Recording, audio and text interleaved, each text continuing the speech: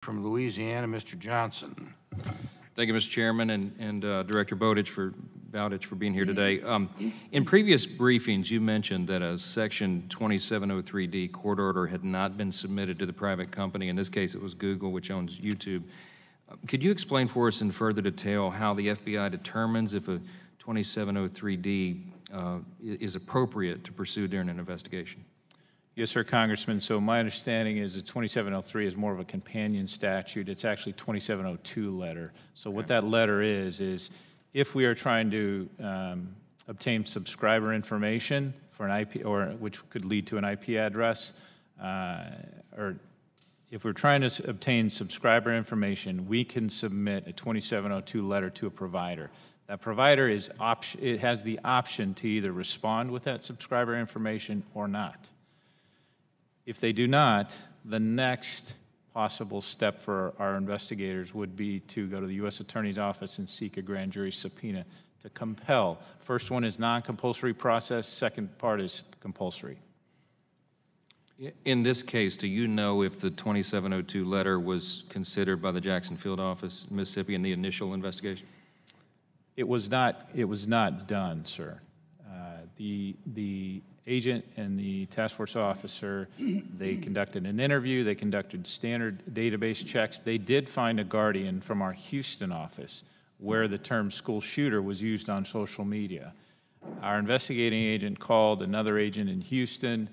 They quickly realized that it was used as a term in a joke on social media, and that took him off that trail, so that one washed out. He did, however, conduct additional database checks. Did he have the option, and could he have, with the facts as he had them, submit a 2702 letter for the YouTube channel subscriber information? Yes, he could have, and he did not. Hindsight's 20/20, I guess, right? Yes, sir. Hindsight's 20/20, Congressman, but I would have preferred he did. Right. Because it could have potentially led to, we don't know that, but it could have potentially led to us obtaining subscriber information. Is there a way to ensure that it is more carefully considered or handled differently in the future? Yes, sir. That's actually part of the Guardian review. So okay. I mentioned during the initial briefing we did launch 2 inspection teams. One was for our CGIS PAL line. The other was to look at our Guardian review process.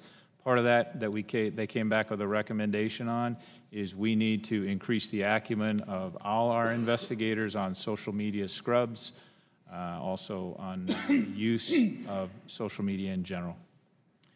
Does the FBI have any information about a possible tie between Cruz and ISIS? I know that's been talked about. Maybe we do not, sir. Has ISIS claimed responsibility for the Cruz? Not to my knowledge, they have not. Do you have any information about whether or not he may have been inspired by ISIS to commit these atrocities? We have not seen any indications of that at this point.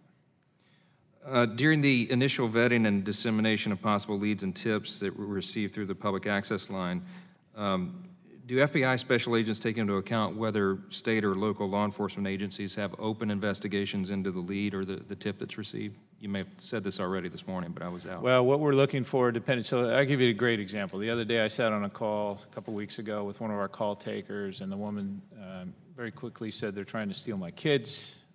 As you listen to it, it takes a number of minutes. I realized she's got some mental health issues. Another one right after that was where a gentleman was talking about a protective order, a restraining type order, and I realized this is a domestic violence matter. In that one, it was more of a complaint. It was not an exigent circumstance, so our call taker asked him to call his local police department. Had that been something like he's breaking into the house now, he's got a restraining order, we would have done a quick warm handoff to the local jurisdiction to ensure that they know about that. Had it been purely federal, and whether or not they had an open investigation would have been determined once that guardian lead gets cut, goes to the field office, then our investigators would very likely find whether there was an open local or state case. And that protocol is followed as a matter of policy, I guess, pretty regularly? Yes, sir. I'll yield back. Thank you, Mr. Chairman.